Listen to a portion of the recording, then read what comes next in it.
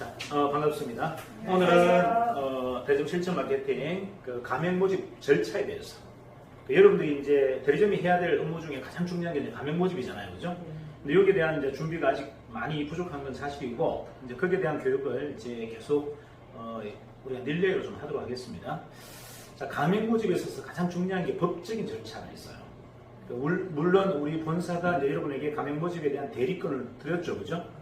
대리권을 드렸지만 현행 법을 여러분들이 준수하면서 모집을 해주셔야 되는데 가맹 모집에서 가장 중요한 것은 세 가지를 요구하고 있습니다. 일단 뭐냐면 숙고기간이라 해서 가맹 모집 시 먼저 사전에 알려줘야 될 내용들이 좀 있어요. 언제까지? 15일 전. 자, 문서가 전달되고 15일 뒤에 가맹 계약을 작성을 하셔야 된다. 그러니까 그게 만약에 여러분들이 진행이 안 되면 그건 전부 불법 계약이에요. 그래서 모든 책임 우리가 다 져야 됩니다. 이해가나요? 네. 그래서 여러분들이 가맹 상담을 했다? 그럼 어떻게 해요? 가맹 계약서만큼 무조건 15일 뒤에 작성하셔야 되고 그 전에 실질적인 내용 문서를 3개를 직접 여러분 서류로 드릴 수 있고요. 아니면 메일로 드릴 수 있어요. 자, 서류로 드렸을 때는 뭘 작성해야 될까요? 서류를 수령했다라는 확인서를 꼭 받아주셔야 돼요. 자, 확인서의 내용은 다른 건 들어갈 필요는 없지만 수령 장소, 수령인, 수령 일시, 몇 월 며칠 몇 시에 줬다. 자, 몇 월 며칠 몇 시에 이데아 커피숍에서 누가 누구에게 가맹 계약서, 그 다음에 정보공개서, 임금 가맹점 현황 문서까지 3개를 다 전달했다는 것을 확인서를 받으셔야 되고 그걸 본사에다가 여러분들 제출해 주셔야 합니다. 자, 그런데 필연적으로 나는 이렇게 직접 만나서 전달하기 힘들다. 자, 그러면 이제 문서로 전달할 때는 메일, 그의 개인 메일로 전달하셔야 되고 그 메일 내용이 수신되었다. 체크. 있죠, 그죠? 몇 월 며칠 날 몇 시에 체크, 수신했다라는 것을 화면 캡처해서 그걸 여러분에게 본사에다가 제출하셔야 됩니다. 이게 굉장히 중요합니다. 만약에 어떤 문제가 생겨서 소송이 걸리거나 문제가 발달됐을 때 그 2가지 내용이 가장 중요해요. 수령서가 있거나 메일로 실질적으로 고객이 숙지했다 라는 확인서를 꼭 받으셔야 되는데 그때 전달하는 내용이 3가지입니다. 첫 번째는 정보공개서, 공정거래에서 요구하는 정보공개서, 두 번째는 인근 가맹점 현황 문서, 세 번째는 가맹계약서. 요 3가지를 여러분들 꼭 전달하셔야 됩니다. 자, 그러면 정보공개서, 가맹계약서는 여러분들 본사가 지금 여러분에게 다 드렸기 때문에 그대로 활용하시면 되죠. 여러분 하나 이해가 잘 안 되는 게 뭐다? 인근 가맹점 현황 문서, 이게 뭔데? 이해가시나요?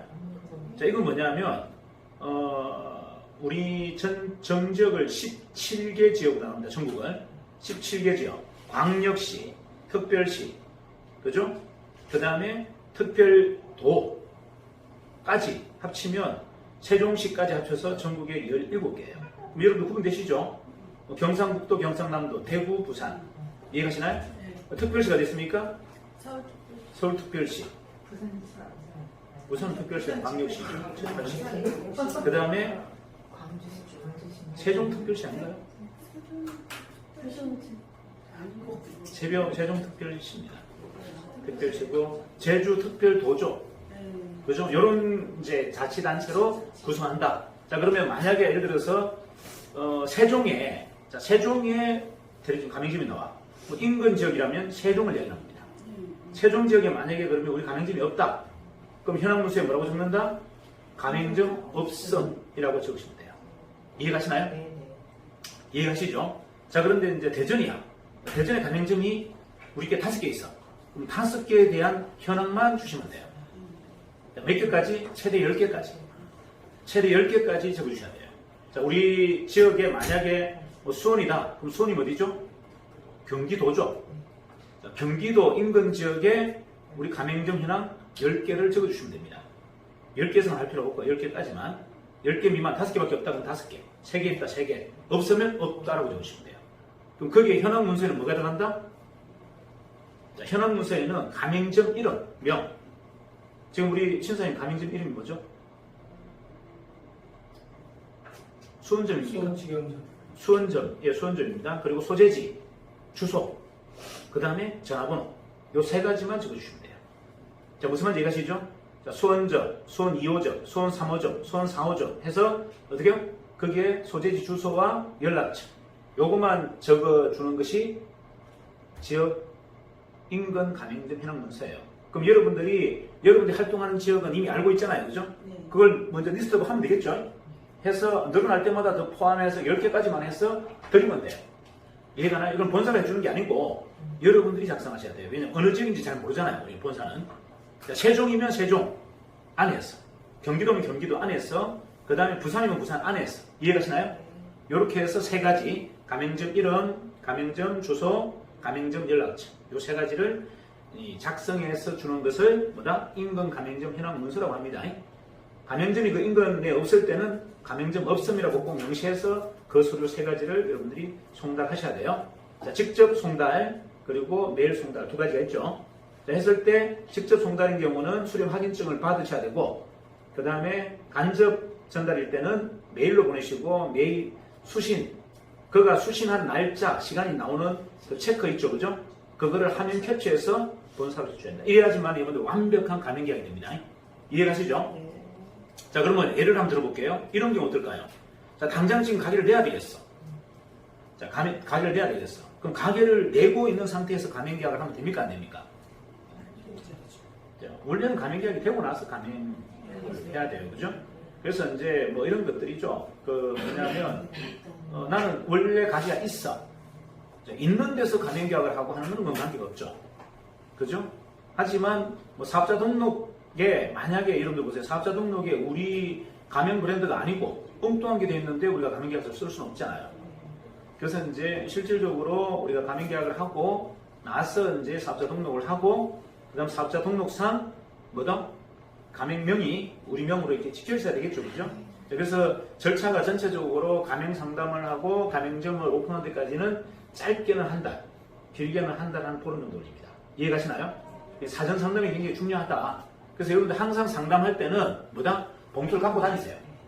자, 봉투를 갖고 다녔다가 상담이 끝났다 그럼 봉투도 먼저 주고 수령 좀 받고 그 다음에 가맹을 15일 뒤에 계약서를 쓰고 진행하는 겁니다. 이해가시나요? 하지만 가맹계약서 전에 어떤 행동을 하시면 안 돼요. 가맹계약서 쓰고 나서 다시 해야 됩니다. 이거는 대리점, 직영점 또한 똑같아요. 자, 이해가시죠? 요거만큼은 법적인 사항이라 꼭 지켜주셔야 됩니다. 나머지 뭐 이런 여러 가지 또 사례들도 있을 수 있어요. 뭐 유권의 석상 이게 이제 정당한 합법적인 거냐 불법적인 거냐, 이제 합법적이냐 불법적이냐 표현하는 것보다 이해 충돌인 거죠. 가맹점하고 우리하고의 이해 충돌인데 이런 것은 유권의 석상 해석이 되는 거 있고 확실하게 법률적으로 딱 통제하는 게 이겁니다. 나머지는 대부분 유권 해석이죠. 이런 분쟁이 생겼을 때 공정위가 거기에서 절충을 합니다. 뭐 서로가 협의하세요. 뭐 요거는 본사가 좀 가대강구를 한 것 같네. 자, 가대강구를 한 것 같으니까 약간의 페널티를 본사가 물으세요. 아니면 이거는 정당한 요건이 아니어서 그 가맹점이 가맹본부에다가 요청할 수 없는 사항입니다. 뭐 이렇게 해서 합의가 끝나는 것도 있어요. 하지만 그런 것들은 대부분 다 유권 해석상이고 지금 방금 말씀드린 그 내용은 뭐다? 이거는 법률상이기 때문에 안 지키면 무조건 우리가 처벌 대상이에요. 요거만큼은 여러분들이 가맹 모집을 할 때 꼭 지켜달라. 이해가시죠? 네. 자, 그러면 다시 정리할게요. 자, 가맹 전단지를 보고 오신 분이 계세요. 가맹 한번 해보고 싶어요. 라고 했을 때 첫 번째 뭐다? 일단 15일간 충분한 숙고 기간 동안 여러분들이 검토하세요. 자, 일단 서류부터 먼저 드릴 테니까 서류 수령 확인처 적어주시고, 그 다음 인근 가맹점 직접 한번 방문해 보시고, 그리고 상담하시고 최종적으로 우리가 15일 뒤에 정상적인 가맹계약을 작성합시다. 요게 여러분들 가장 기본적인 멘트가 돼야 됩니다. 그래서 여러분 차나 여러분 백 속에 뭐가 있어야 된다? 항상 이 세 가지가 있어야 돼요. 이해가시죠? 자, 가맹계약서, 그 다음에 정보공개서, 그 다음에 인근 가맹점 현황 문서까지 해서 봉투 하나에 딱 들어있어야 되고, 상담이 1차 끝났다 무조건 서류부터 주고 수령증부터 받고 시작하세요. 이해가시나요? 이게 FM 프로세스입니다. 그렇게 해야 여러분들이 법적인 절차가 완벽하다. 자, 그리고 이제 그 중간에 이제 이런 것들이 있겠죠. 뭐 그러면 요 인근 말고 잘하는 매장 좀 소개해 주세요. 뭐 그러면 오케이 이것도 좀 멀지만 부산에 한번 가보시죠. 어디 가보시죠. 자, 이렇게 해서 소개하면 되고요.